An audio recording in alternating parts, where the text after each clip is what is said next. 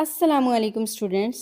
आज का जो हमारा टॉपिक है वो है साइटोप्लाज्म। स्क्रीन पर आप एक पिक्चर देख रहे हैं। ये पिक्चर एक यूकैरियोटिक सेल की है।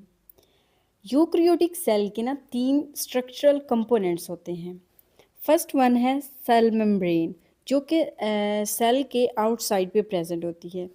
नेक्स्ट है साइटोप्लाज्म। साइटोप्लाज्म जो है ये सेल का एक एक्वस मीडियम होता है, ठीक है। और तीसरा जो है वो है न्यूक्लियस। न्यूक्लियस रीजन जो सेल के सेंटर में प्रेजेंट है। जो साइटोप्लाज्म है ये एक ऐसा मटेरियल है जो सेल मेम्ब्रेन और न्यूक्लियस के दरमियान में पाया जाता है। ये सेल का एक लिविंग कंटेंट होता है। अब अगर बात करें कि यूकैरियोटिक सेल के अंदर जो लिविंग कंटेंट है वो 2 तरह का होता है। एक होता है न्यूक्लियोप्लाज्म और दूसरा होता है cytoplasm. Nucleoplasm mean nucleus with in cytoplasm, ये भी लिविंग कंटेंट है, और साइटोप्लाज्म भी एक लिविंग कंटेंट है। इन दोनों को अगर कलेक्टिवली देखें तो कलेक्टिवली इन दोनों को कहेंगे प्रोटोप्लाज्म। इन दोनों के लिए यूज़ की गई है। तो जहाँ पर भी वर्ड प्रोटोप्लाज्म का आएगा तो इसका मतलब ये है कि सेल के लिविंग कंटेंट की बात की जा रही है। अब बात करते हैं साइटोप्लाज्म की कंपोजिशन की। जो साइटोप्लाज्म है इसका जो सोलुबल पार्ट होता है उसको क्या कहते हैं? साइटोसोल कहा जाता है उसे। साइटोसोल के अंदर 90% वाटर होता है। वाटर के साथ साथ इसके अंदर इनऑर्गेनिक साल्ट्स भी होते हैं और ऑर्गेनिक्स मॉलिक्यूल भी पाए जाते हैं। यानी कि साइटोप्लाज्म के अंदर सेल के और भी बहुत सारे स्ट्रक्चर्स पाए जाते हैं, जिस तरह सेल ऑर्गेनेलीज हैं, like mitochondria, Golgi bodies, endoplasmic reticulum वगैरह। उसके अलावा जो साइटोसोल है उसके अंदर साइटोस्केलेटन पाया जाता है, जिस तरह इंटरमीडिएट फिलामेंट्स हैं और माइक्रोट्यूब्यूल्स वगैरह। साइटोसोल के अंदर 2 तरह के सॉल्यूशंस पाए जाते हैं। जो साइटोप्लाज्म का साइटोसोल पार्ट होता है उसके अंदर 2 तरह के सॉल्यूशन पाए जाते हैं, ट्रू सॉल्यूशन और कोलाइडल सॉल्यूशन।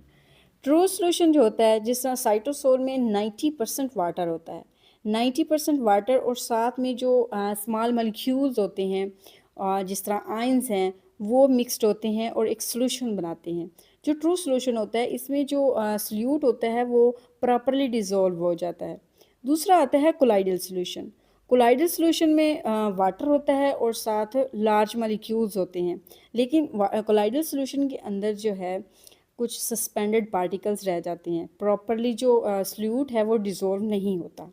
अब कोलाइडल सॉल्यूशन भी 2 तरह का होता है, soul and jail.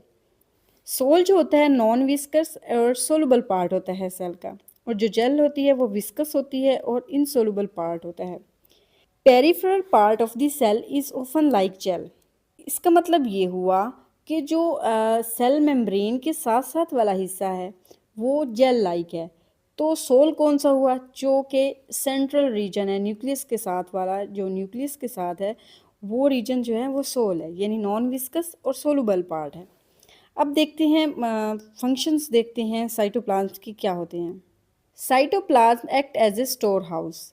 Cytoplasm act करता है एज ए स्टोर हाउस। इसमें वेस्ट प्रोडक्ट्स और केमिकल्स वगैरह स्टोर होते हैं। वेस्ट प्रोडक्ट तब तक स्टोर होते हैं जब तक उनको यानी कि सेल से बाहर नहीं निकाल दिया जाता। It is a site for metabolic processes. Cytoplasm के अंदर मेटाबॉलिक पाथवे चलता है, जिस तरह ग्लाइकोलाइसिस है। ग्लाइकोलाइसिस क्या होता है? ग्लूकोज की ब्रेक डाउन, ठीक है। साइटोप्लाज्म के अंदर एंजाइम्स पाए जाते हैं जो कि ग्लाइकोलाइसिस में हेल्प करते हैं।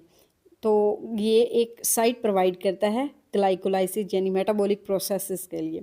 उसके अलावा इनके अंदर ऑर्गेनेलीज पाई जाती हैं साइटोप्लाज्म के अंदर, mitochondria, Golgi body, endoplasmic reticulum वगैरह। साइक्लोसिस यानी स्ट्रीमिंग मूवमेंट। इसमें क्या होता है? सेल ऑर्गेनेलीज जो होती हैं बहुत ही डेड स्लो मूवमेंट में साइटोप्लाज्म के अंदर मूव कर रही होती हैं एक जगह से दूसरी जगह। इसको क्या कहते हैं? स्ट्रीमिंग मूवमेंट ऑफ साइटोप्लाज्म भी कहते हैं और active mass movement of cytoplasm भी कहा जाता है।